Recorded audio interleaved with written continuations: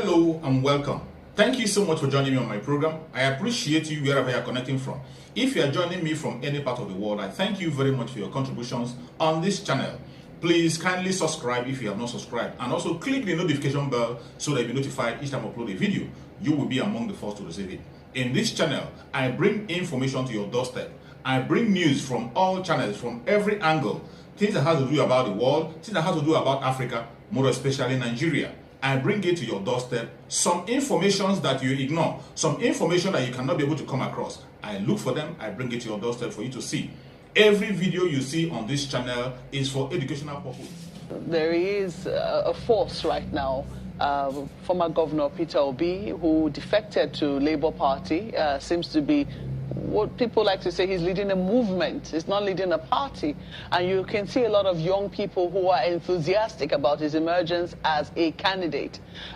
So he's there, and this is from the southeast that is largely aggrieved. You also have Okwan Kwanso, who is leading the NNPP in the northwest of the country. He is a force to reckon with in Kano. So that is also there. There are also other parties. The ADC now has a new presidential candidate. Yeah. Sadly, Mr. Kingsley, trying to remember his surname. Moghalu. Moghalu, yes, was he's Defeated. resigned. Yes, he's resigned from the party now, saying that there was irregularities and obscene influence of money within his party. But these are, new emergencies which we cannot discard. From where you sit, how complicated? Because we also see that the APC is yet to pick its own running mate. This question of running mate seems to have been pretty thorny, or seems to be pretty thorny in this 2023 elections. And Obi too has also not picked his own running mate, and today is the deadline. That's what I'm saying. You see, it's always good. You know, the APC, they are the candidate of the APC is a thoroughbred politician. So I understand that he has to embark on some wide and far-reaching consultations to arrive at those decisions. But the point is, the 2023 election, just like you said, is a complicated one. And I told someone just in another platform last week that you might not have a straight winner at the first ballot. Because you think we might go into runoff? Yes. From what you can see? Yeah, from what I can see. Because we have 8-9 months to prepare enough. But the real campaign starts in August. I think August 8th, thereabout. That means for 6 months you are going to campaign for, for votes. When you have a conqueror from the Northwest, understandably he controls at least majority votes in Kano.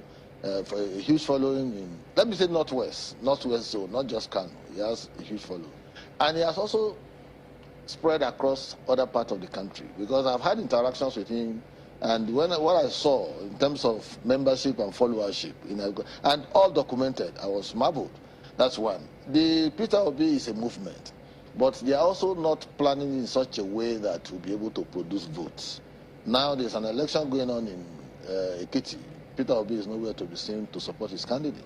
That's a minus. And there are other states in the country that they don't have candidates at all. When you don't have candidates, it takes away from, the support you are expected to get. Kano State, 44 local governments, no candidate of APC, of Labour Party, in all these positions.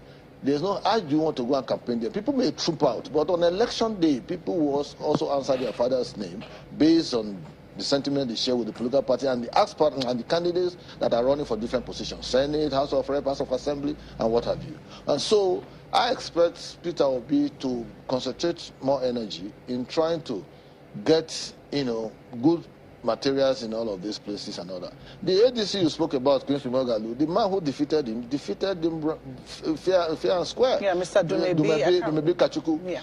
Defeated him fair and square. I expected Kingsley Moghalu to give him support as a young, vibrant man, very intelligent young man, and to also give him support so that whatever they can make out of that will make meaning. It mustn't be you all the time. You wanted to contest, you didn't prepare well, and somebody defeated you, now crying for over money.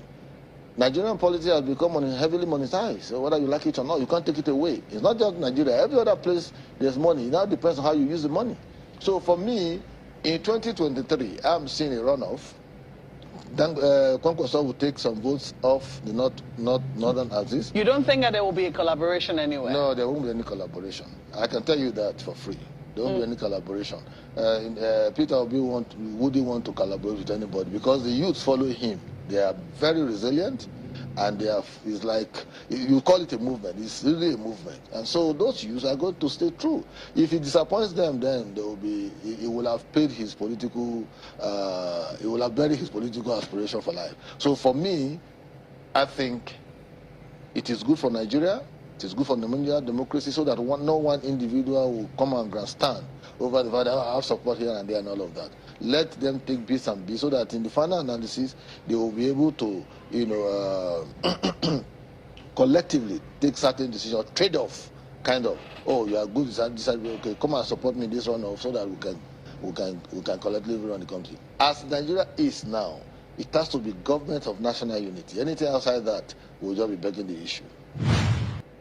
The recent statement credited to the Kaduna State Governor Nasiru El-Rufai on the alleged call for a Muslim ticket for the ruling All Progressive Congress ahead of the 2023 election has continued to generate reactions from Nigerians. The former spokesman for the Arewa Consultative Forum, Anthony Sani, while speaking to journalists in Jos on the matter, said such a statement, if true, is capable of dividing the nation in view of the pervading realities the country is already facing. People have been talking that it shouldn't happen that way. But the reality is, the country today is being divided by religion, by ethnicity, and by region. There's no way you will say Tinubu will pick his president and the vice president from the south, because that is a question of region. So we expect that he will pick the vice president from the north, and a Christian, because religion is one of the dividing lines. According to him, there are many capable Christians from the north who can be considered as vice president, and advised the APC presidential candidate Bola Tinubu not to be intimidated by anyone under any pressure to fall for what can bring disunity and increase suspiciousness in the country. My suggestion doesn't mean that I have influence on Tinubu. I don't have influence on Tinubu at all, because he has told us that he knows how to hunt and get first 11. And as far as I'm concerned, the girl can make the deal. As the race for the 2023 election intensifies, with political parties making last-minute arrangement for a presidential running mate, Nigerians are hopeful that political parties will be more concerned about the peace and unity of the nation. Damasani Dan Kwada, AIT News, Jos. Like somebody like Buhari, after another 4 years, 8 years in presidency, we give Igbos the power. Nobody else will do that. Only Buhari. Where do you the power here? Can Buhari? Oh, Buhari will give us power. We transfer the presidency to Iboma, because he has conscience.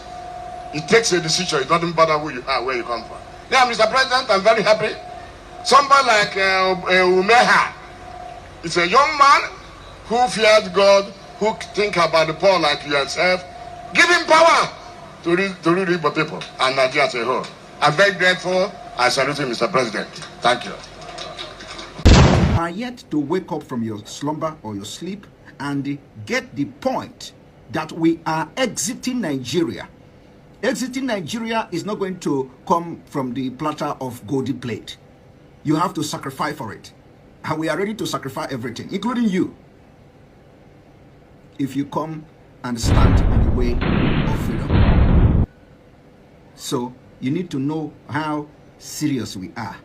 We are damn serious. Some of you are not getting it. You think we are here to build political movement? We are here for freedom. Freedom comes with price. Okay? The only thing you can do is to comment on social media. Don't ever stand on the way of Biafra freedom. We'll crush you.